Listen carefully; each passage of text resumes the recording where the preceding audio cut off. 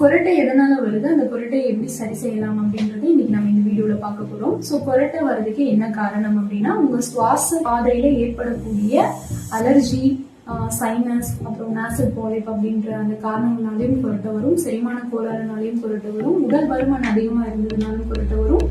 முக்கியமா நம்மளோட தொண்டையில் இருக்கக்கூடிய தசைகள் கலந்து போறதுனால காற்று உள்ள போயிட்டு வெளியே வரும்போது ஒரு விதமான அதிர்வு ஏற்படும். அந்த அதிர்வின் காரணமா உங்களுக்கு இந்த குரட்டை சத்தம் ஏற்படுது.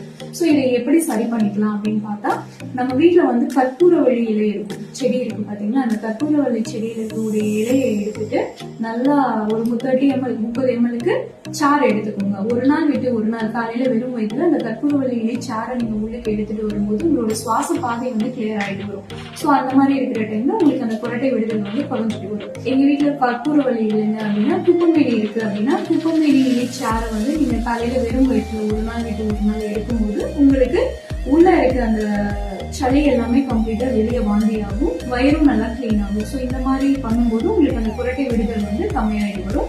மூணாவது பாத்தீங்க அப்படின்னா, அந்த அதிமதுரம், தேன், மிளகு இந்த மூணையும் பவுடர் பண்ணிட்டு மிக்ஸ் பண்ணி நல்லா உள்ள சாப்பிட்டு வரும்போது உங்களுக்கு அந்த குரட்டை விடுதல் சரியாயிட்டு வரும்.